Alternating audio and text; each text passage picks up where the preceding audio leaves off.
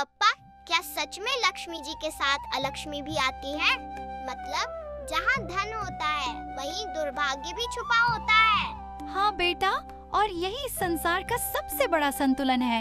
आज मैं तुम्हें एक ऐसी कथा सुनाता हूँ जहाँ सुख और दुख, प्रकाश और अंधकार एक ही समय में जन्म लेते हैं। समय था समुद्र मंथन का। देव और असुर अमृत पाने के लिए क्षीर सागर को मथ रहे थे। सबसे पहले एक काली छाया उभरी। मैं हूँ अलक्ष्मी। जहाँ मैं जाती हूँ वहाँ झगड़ा, दरिद्रता और अशांति फैलती है। यह कैसी शक्ति है?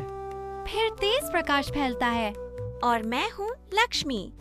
जहाँ मैं रहती हूँ वहाँ सुख, समृद्धि और शांति होती है। परंपरा के अनुसार पहले बड़ी बहन का विवाह होना चाहिए।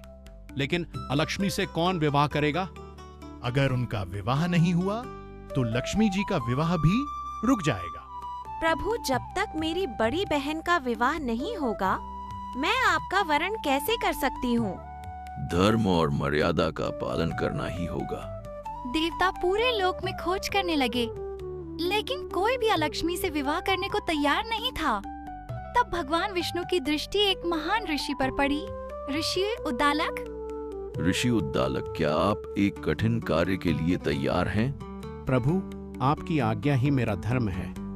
क्या आप अलक्ष्मी से विवाह करेंगे? अगर यह आपका आदेश है तो मैं इसे स्वीकार करता हूँ।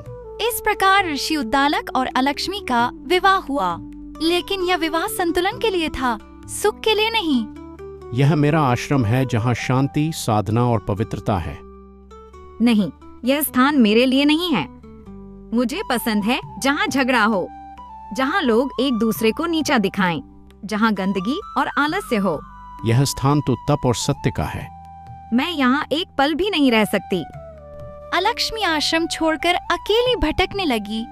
ऋषि उद्दालक दुखी होकर उसे एक सुनसान स्थान पर ले गए, एक पीपल के पेड़ के नीचे। शायद यही तुम्हारा स्थान है। अलक्ष्मी, अब से तुम वहीं रहोगी जहाँ कलह, गंदगी और नकारात्मकता हो, और जहाँ शांति, स्वच्छता और प्रेम होगा वहाँ केवल लक्ष्मी का वास होगा। और तब से दोनों बहनें इस संसार में साथ रहती हैं। लक्ष्मी दरवाजे पर खड़ी रहती हैं और अलक्ष्मी मौका ढूंढती रहती हैं।